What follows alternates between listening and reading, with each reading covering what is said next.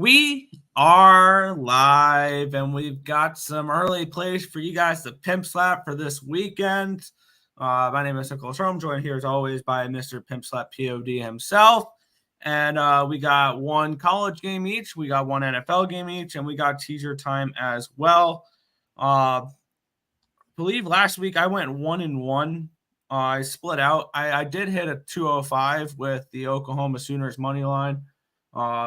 My NFL game almost came to fruition. The back door was definitely open for the Giants late in that game, but it did not come through with Tyrod Taylor.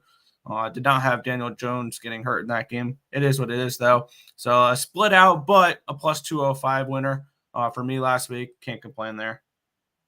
What about you? Came out 3-0, baby. We're heating up. We're heating up 3-0 here. We've middled around this thing long enough. We're finding a way to capture these early spots. You guys know I believe late is great, but it's certainly an opportunity to get this cash and cook them books, and we certainly did that last week. So 3-0, and looking to repeat. Let's get it back, baby. Let's go. Oh, yeah, and we'll get it started here in some college. I know you're a play for this one. I've already bet the opposite side on this one. So let's get into it. The Wake Forest Demon Deacons. We got a couple ACC games we'll be talking about this week. We have the Wake Forest Demon Deacons traveling to Blacksburg to take on the Hokies of Virginia Tech. Tech 1.5 point favorites, total 47 in this game. Your thoughts on this one?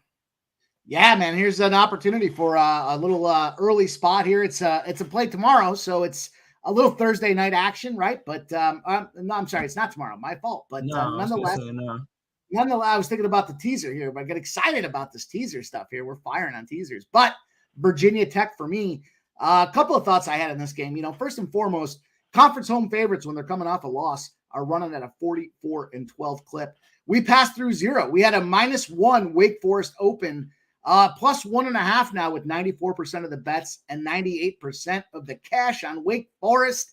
You know, the thing about Wake Forest, I've said this before, suspect school when it comes to character and leadership. You know, they took some losses in the last couple of seasons to conference opponents. And what did they say? Oh, our playbook got out. Our playbook blew around and they grabbed our pages. No, you just didn't come prepared and ready to go. And here's that situation with that conference home favorite off a loss for me. 44-12. All that money's pouring in on Wake Forest, and they went from a favorite to a dog. You know, question that with the fact that I think Virginia Tech is battle tested. They're ready to roll right now. Their last two opponents were Pittsburgh. They beat them up. Florida State, not that they beat them up. They obviously lost that game. But again, one of the darlings of the division and the conference there to come out with some big opportunities, big shoes to fill in that Florida State spot as they look to go. And you know, Virginia Tech, again, I think they're just a battle-ready team. So I took that Virginia Tech money line. I got it at -116. I'm not going to mess around with those points, that dog to favorite aspect. You know, if it's a 1-point victory, I'm going to take it and I'm going to cash it at -116. I'm certainly not going to lay a -1 at -110 and have the potential for a push come into play. So 3:30 p.m. spot, ACC Network. It's the 3-2 Wake Forest Demon Deacons against the 2-4 Virginia Tech Hokies at home. Blacksburg's going to be rolling. They're going to be ready. I got that Virginia Tech spot at -116.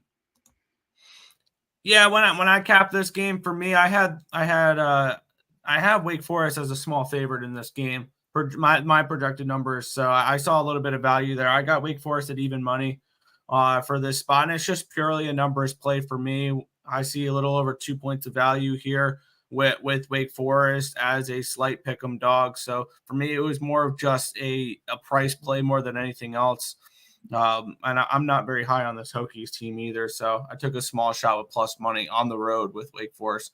Personally, for me, we'll move to the next matchup, though. Another ACC game.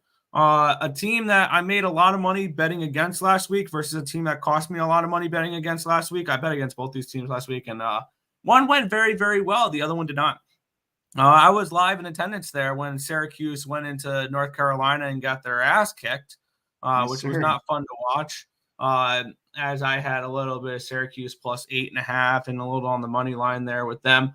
But on the flip side, we saw the Miami Hurricanes should have kneeled the ball at the end of the game. They fumble, and Georgia Tech goes down the field and scores a game-winning touchdown with a second left. My Georgia Tech plus 790 ticket, absolutely loved it. The plus 21 was as easy as it gets.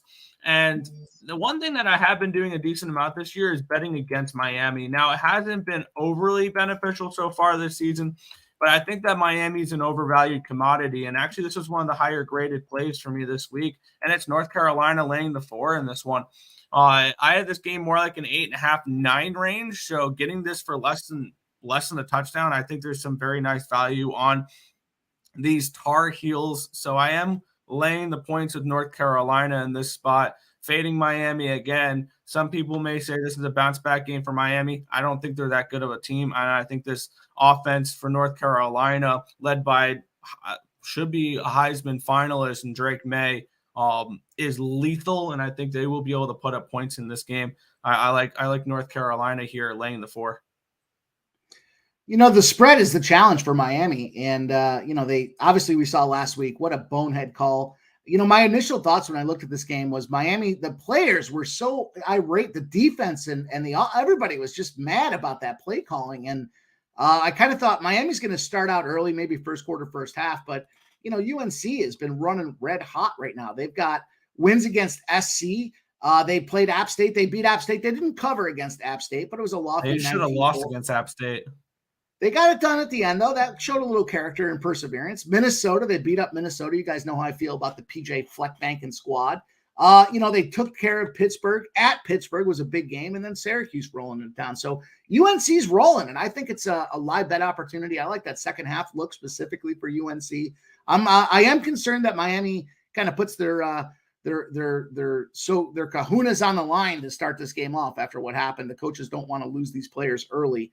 But I do think UNC certainly has shown proficiency and excellence in the offensive ability to finish games strong. I like that UNC look at -4. Awesome. We'll head over to the chat, and then we will transition over towards the pros for football here. Occupancy in the house saying, how is it going, guys? Long time no see. What's good, Occupancy? Love the energy, Mike, says Terry. There you go. 3:30 Eastern. I believe that's the time for the Wake Forest game. Yep. What's good, Dabby Cab? Cab in the chat. Occupancy saying my book has VTech at -135. Thoughts on the total? I haven't looked at any totals this week, to be completely honest, at the moment yet. So thoughts on the total there for he's saying over 48.5 at even money. Yeah, my thoughts were that it's going to be a score fest. I think Virginia Tech's going to do most of the scoring. Can Wake Forest put up 18, 19 points to be competitive? I wouldn't be mad about that over. I think it's a 31 20 type of game. 31-20, 51 points gets you that over at even money. Why not? Take a stab. There you go. UNC first half on Dabby's card there. Like to see that. Occupancy saying hi to Dabby, and Dabby saying hi to it's a little reunion. Little smoochy there with the boys in the chat. Yeah, let's get into some professional football, though, as we have the Lions of Detroit heading to Tampa Bay to take on the Buccaneers. The Lions are 3-point favorites, total of 43.5 in this game. And I think this is another play where my numbers point towards the opposite side that you're about to give out. It's I know we've got Detroit, 4-1 Detroit Lions, I was going to say Tigers, and then Tampa Bay at 3-1. I don't know why the number is where it is. To me, it seems like this Detroit Lions team, they are loaded and ready to stomp, and they've done nothing but show their ability to get it done, and they still continue to find themselves in odd line spots. So while we can take advantage and capitalize on this thing, I felt like we had to. Also, you'll hear me say this from time to time. It doesn't happen every day, but we have an intersecting zero situation. And you guys know when I hear intersecting zeros, when I find these numbers that make a lot of sense and correlate, I like to stomp all over them, stomp on these bookies. I got these Lions at -3. Lions 10-0 after a win by more than a score, and 8-0 after they've run for over 150 yards on the ground. Tampa Bay 3-1. But they only really played one big team. We know it's the future Super Bowl champions in the Philadelphia Eagles, and they lost. Detroit, on the other hand, has done nothing but beat up the NFC South. And I just saw this little video, a little post-conference or press conference from the Lions coach, and they were talking about the Montgomery Gibbs usage, and they said, something to the effect of did you think that Montgomery was going to be the bell cow that he's turned out to be? And the coach was like, unequivocally, he was like, yes. And they said, doesn't mean that Gibbs, he even said Gibbs as the other guy. He says, doesn't mean the other guy is not going to get catches or opportunities, but they're not going to be rushes. We're going to Montgomery. Montgomery's shown that he's got the ability. They improved their offensive line in the offseason. They got rid of Swift, which to me was crazy because I'll take him in Philadelphia. He's been nothing but productive. That being said, though, the Lions handled Carolina 42-24. They took down Green Bay 34-20. We've seen that Green Bay has been suspect at best after this loss to the Raiders the other night.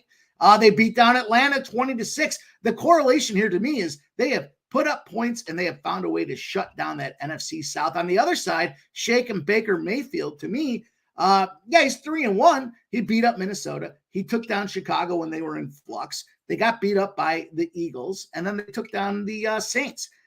Your resume doesn't support you being a +3 favorite. Now, you look at this home road factor. The home team gets, technically or traditionally 3 points on their side of things. Are the Lions a 6-point better team than Tampa Bay? I think so. I think they're at least a touchdown victory in this game, if not more. Give me that Lions intersecting zeros -3. That's going to be one of my favorite plays of the week. Crazy, because I think Tampa might be one of my contest picks. I think this line's a little disrespectful for the Buccaneers. My numbers had this game at a pick, and we're getting 3, and it's juiced towards the Lions. So I have a feeling I'm gonna be able to get 3 and a hook later in the week with these Buccaneers. I think this line's just disrespectful. And I think this is the Philly team, or a Philly team. They lost to Philly, but this is a Tampa Bay team that's also off of a bye, so they've had plenty of time to prepare for these Detroit Lions. While the Lions went in and they beat Carolina. I think this is definitely a step up in competition from Atlanta, I'm just getting all my teams mixed up, from Carolina. And I think this is a good spot here potentially for Tampa Bay off of a bye with extra time to prepare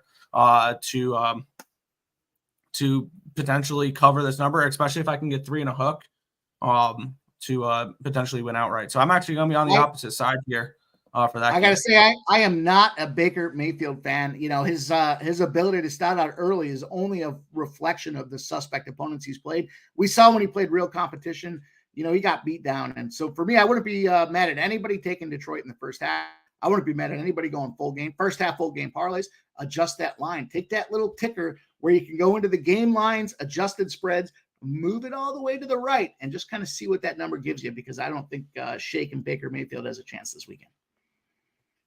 There you go. Also, a little score update for those paying attention to the hockey game. Cole Caulfield goal, and we are all tied up at 3 in Toronto. Gosh, that team total over for the Canadians. Anyways, my turn for the NFL. Sorry, I saw that I have the split screen. I have my numbers, and I have the hockey game on because I've got a decent amount on this Canadians +246. So I am sweating that out too as we're trying to break down these games, because once again, we are all degenerates at heart. We all love sports and we all watch them as well. So I'm pretty sure Mike has a game on somewhere around him as well, or probably not. Who knows? But I just wanted to give that score update there.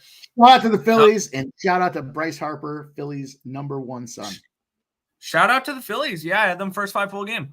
So they've been a wagon for me in the playoffs last year and this year. So and my hatred for the Braves is stronger right now than my hatred for the Phillies. 10 years ago, that wouldn't have been the case with the Ryan Howard, Chase Utley, Jimmy Rollins days. I couldn't stand the Phillies.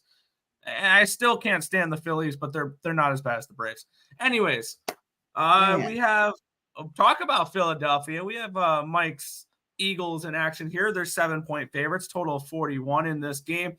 And the Jets are a very interesting team to me. I feel like something clicked the last few weeks for them here. They played a close game against one of the best teams in the NFL in KC, and they went into Denver and won as a dog.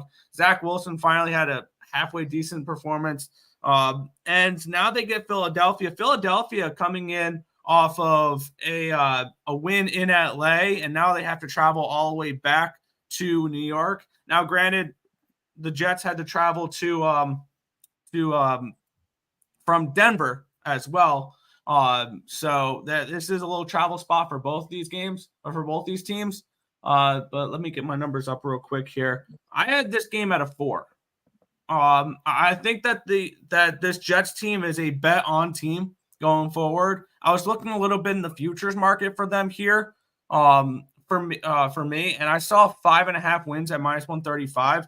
Now, what I got to decide by Sunday is whether or not I'm going to bet that before Sunday, or if I'm going to bet that hoping they lose this game to the Eagles, and I can get maybe a 5.5 at plus money, or maybe a 4.5. Because I ran a bunch of numbers today, and I have them projected for 8 wins still. I ran what my numbers would be, like the projected spreads for those games, and what their percent chance of winning those games were, and I projected them to win about 8 games, and I have them favored in a decent amount of games. So I a little bonus bet here is the Jets over 5.5 win total, -135. You can find that on Bovada. But I'm on the Jets +7 in this game. I just think this is too many points. We're getting 2 very good defenses. I actually think this is a sneaky over as well at 41.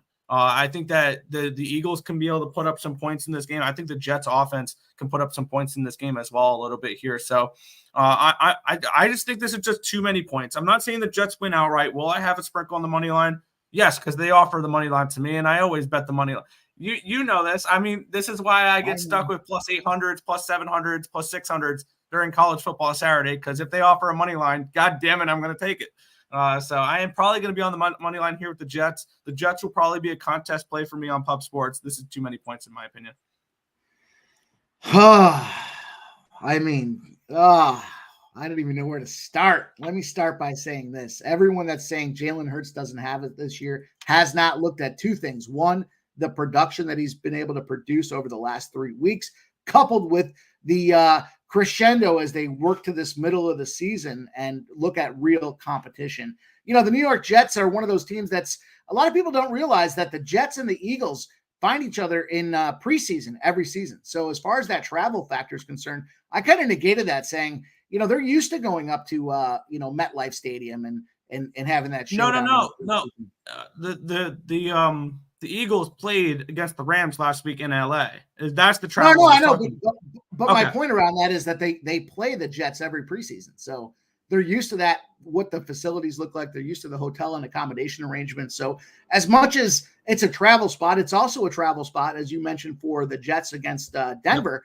Yep. And, I just think that's negated by the fact that the Eagles are familiar with that travel to the Jets. They do it every single season in the preseason. And for me in this spot, what am I going to come in here and not take these Eagles? I mean, come on, what's Jalen Hurts? Don't you think this is just too many points? Don't you think this is a game that the Eagles can win something along the lines of 24-21 though? Like, do you think this could be a closer game, or do you just see them winning by double digits? No, I mean, I do believe that that's a lot of points. Obviously, that touchdown is a big factor. If you could get the hook, I would like that even more, because I think that, the Eagles' motive right now is stack W's. They're not looking – week 9 is when their season starts. They could give a shit about this first half of the season, and they're just trying to get those W's. So, yeah, to that point, they're trying new things. But what have we seen the last 2 weeks, especially this past week against the Rams? They're taking that leash off. They're loosening the leash a little bit on Jalen Hurts. They're giving him the freedom and flexibility. We saw Goddard come in here last week and get production. A.J. Brown on fire. They smoked them boys. And, who didn't get production and contribution was our guy Smith. So Devonta Smith not getting in the game after – a couple weeks back, A.J. Brown threw a little temper tantrum, wasn't happy with his production because Smith was getting all the looks.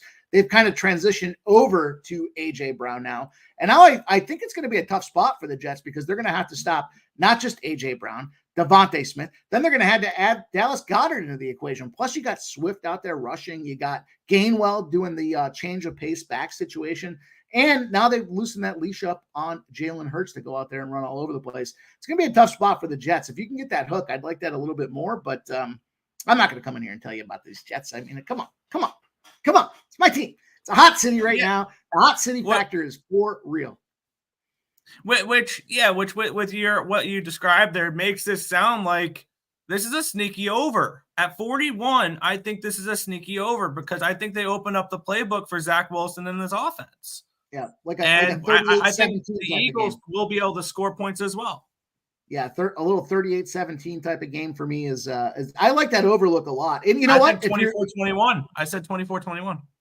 We haven't talked about teaser time. I know we're going to get there next, but if this is a spot where if you like those Jets a lot, add that 6 to them, you get 13, and you take that over at what, 35? Man, that would be a hell of a look right there. Jets 13 and the over 35 is a spot where, even if it is a lower scoring game and it ends up being, 18 or 19-18 type of thing, you still cover that thing. So, interesting. We'll see. To be determined. That's why they play the game. Yeah. I'm not like what I know when I tease, I don't tease totals. So I don't know about like personally, I just don't tease totals, and that's just me. We'll get into the teaser section in just a second. We will get back to the chat here, which is only a couple of chats, but occupancy saying trying to get better at this. You know how there you go. Yeah, that's it. Dana saying sup money Mike. Yeah. Mel in the house. I remember Mel saying for a while that they that they like Montreal, and I was on the same page, and we are both sweating it out as Montreal is sitting with a 4-3 lead at the moment. New Book made it 4-3 there. Don't mind me, just got Broncos plus 10.5 for 250. I know I'm crazy. I'm not one to lay points on a primetime game like that, but I did lay 10.5 with the Chiefs. My number for that game was a 13. So I am on the opposite side there. I've also got the under. I see something along the lines of 27-10 in that game. But it is teaser time here. And Mike, we'll let you get into yours. It looks like a two-team teaser of totals here for some Thursday night college football. Yeah, speaking of not getting into totals, I'm diving right into these totals here. So, I'll start out with the West Virginia-Houston side of things at the over 43.5. There's a number that I've been trotting and tracking here on the database, and I see this between the threes factor when you've got these spreads between -3 and +3, 29-17 to the over. Now, that's just traditional number, right? So the over and the total is pretty lofty in this game with the team that, Houston's had back-to-back overs, but West Virginia's had 3 unders in a row. So for me, when I look at this between the threes factor, 29-17 to the over on the West Virginia side, but when you take 6 points off that number, it moves to 32-14. It's moving in the right direction. And again, I think we're buying low in this total because of West Virginia's 3 unders in a row. Houston's been a team that's kind of been, I'll say suspect at best. They've been putting up points though. They just had a big offensive explosion, almost 30 points last week. And I think that's going to carry over to this West Virginia game. Houston's starting to find their groove. Houston was a big over team last year and the previous couple of years. And despite their early start woes and that West Virginia under factor, I felt like getting that thing down to 43.5 at a 32-14 rate to that over made a lot of sense. On the other side of the equation here's the Nick Earle special. I was talking earlier this week about this Eastern Carolina team, and surprise, surprise, East Carolina, not Eastern, East Carolina. Excuse me. East Carolina. East Carolina. No, you don't call them Eastern, it's East. Teams coming off a loss when they're in a conference situation as a home dog are 9-25 to the under when you factor in that teaser spot. So I bought this thing up. I looked at the spread. I looked at the line movement. I saw the numbers, and both these spots are kind of moving against me, which means I'm getting, in my opinion, even better numbers than the way I traditionally categorized it. So again, teams, the full breakdown in the spot is teams that are coming off a loss and their conference home dogs, as long as it's not a Saturday game. So it's got to be a weekday game, which factors in rest components as well, short rest, long rest, and the line's got to be greater than 10. This to me is a situation, this East Carolina SMU spot where we're going to see defensive galore. It's the two teams that like to rush the ball, and they both have strong, stout rush defenses. So I do think it's more of a defensive battle. My only apprehension in this spot, just to be fair at looking at the other side of things and playing devil's advocate, is SMU can throw up the long ball. They can make some big plays happen quickly. And East Carolina is going to have to be effective and productive at that running game to be able to keep this thing down. Now, SMU certainly likes to run the ball as well, but I just think it's going to be a defensive battle. So I went under 55.5, buying that thing up those points when it's a 9-25 spot. When you add that teaser factor to it, to the under, to me made a ton of sense. So give me that West Virginia, Houston over 43.5, East Carolina, SMU under 55.5. That's going to be a Thursday special. So we're early plays to PimpSlap, but we got a spot here that's opening up tomorrow night for us, and I'm excited to go over it. Oh, yeah. I do have plays on the sides on both these games. I did grab West Virginia at -3, so I don't mind the over in that game, because generally when I bet a favorite, I think they put up points enough to cover that number. Now, it's only a 3, but I still like West Virginia in that game. West Virginia is a team that's made me some money. I've hit a couple nice dog tickets with them when they played TCU, and when they played there was another team they played, and they won as 4.5-point dogs, won outright. So I am on West Virginia -3 in that game, and I will be in attendance for this SMU ECU game tomorrow night. Me, Tim, and my dad will be there for his first East Carolina game. So that'll be fun to be there tomorrow night. I did take 12 points with East Carolina tomorrow. My numbers had them more around 7.5, 8-point dogs. And I do understand the under here in this game. One thing that I've noticed with East Carolina this season is their defense is going to keep them in games. It's because their offense is a work in progress right now. Over the offseason, they lost Holton Ahlers. They lost Mitchell. They lost Johnson and Winstead. And they lost a couple of receivers. They lost Ryan Jones, their starting tight end. They're like, that offense is brand new right now, and they're still trying to decide whether or not they're going to go with Alex Flynn or Mason Garcia for the future at quarterback. We were expecting it to be Garcia, but it's been mostly Flynn so far. He's been able to move the offense a little bit better than Garcia has. So I understand the under in this game, because East Carolina's offense has just not done anything other than the game. They did a little bit against App State. Other than the game against Gardner-Webb, which was an FCS school, they put up 44 points. So I understand the under in this game. I can only look under in East Carolina games right now because their offense is still a work in progress. So I understand that. My turn with the teaser here. It took me a second to figure out which teams I was going with, because there's very limited teams that qualify for my teaser systems. And that's why I've passed on a few of these, because none of them formulate until sometimes later in the week, when that 3 drops to a 2.5, or the 1 goes to up a 1.5, or something along those lines. Sometimes that's something you'll have to wait for when it comes to teasers, because generally you actually want teasers later in the week. This is one of the only things that I'll say late is great, is when it comes to teasers, because you want the teasers when the lines are the sharpest. Because when the lines are the sharpest, you're getting the most value when you tease the numbers through the key ones there.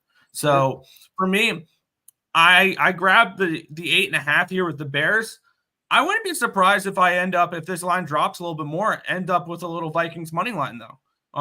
The Vikings coming in, they lost Justin Jefferson. My line for this game had about a 0.5 point of value with the Chicago Bears. So there's not much value here, but when I'm getting them through the 3, 4, 6, and 7, I'll take a shot with the Bears here at 8.5. And then a little Monday, which will allow you to, if you take this and the Bears cover 8.5, this will allow you to get creative on Monday night. If you have the Chargers +8, once again, very similar to, I might have some Vikings money line as well. You can grab some Cowboy money line as well, or Cowboys -2, and hope for a 3-point game. Or if the line drops enough, you can get them at a pick'em price, and you can have either side. We saw this actually a couple Mondays ago, where, granted, not both of them hit, but the Giants went from the Seahawks went from a 1.5 point or 1.5 or 2 point a favorite, and moved to a dog, or vice versa, and you were able to get teasers on both ends of the side. You might see that a little bit with this Chargers game, with people not high on the Cowboys from what they saw last. I do see some value here with the Chargers. I see about a point of value. This is not the greatest value, like on the actual numbers themselves. When I tease them, I see positive EV in this one. And I think this is one of those teasers where you can have a little fun with this and potentially grab opposite sides for a little middle. So I'm not the most confident in this one here, but I like this a little bit here. This is the 2-team teaser I came up with for this week. Yeah, you sent it to me, and to kind of take a look at it. I was on board. I like the Bears right now with what's going on with Justin Fields. I mean, the guy's been the most productive and prolific quarterback out there in these last 2 weeks. You know, he had his little temper tantrum and his breakdown and meltdown against Kansas City. But since then, he has been the most productive quarterback in the NFL. Maybe it was a mutual decision where he had to go to the media to let them know he wasn't happy with the way he's being coached. The coaches heard it. They arranged some rearrangements, and they've been bearing of the Bears have been benefiting ever since that component has taken place. So at the plus 8.5 over that key number with a touchdown is huge.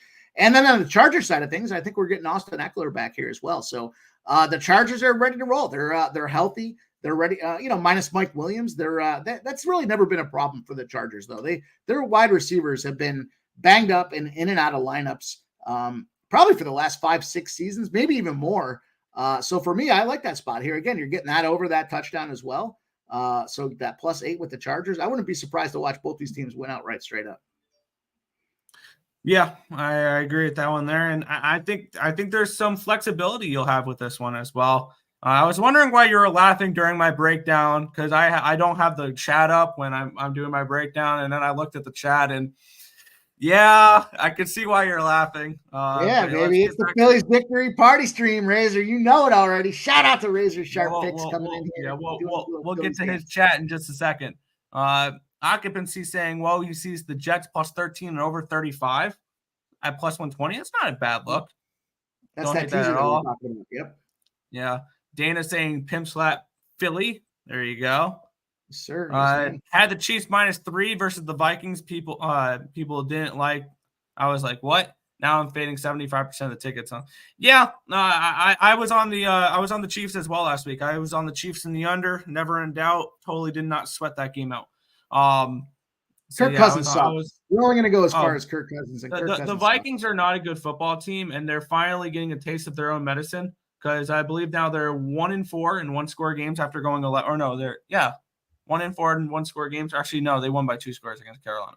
So now they're 0-4. So yeah, after going 11-0 last year, no taste of their own medicine.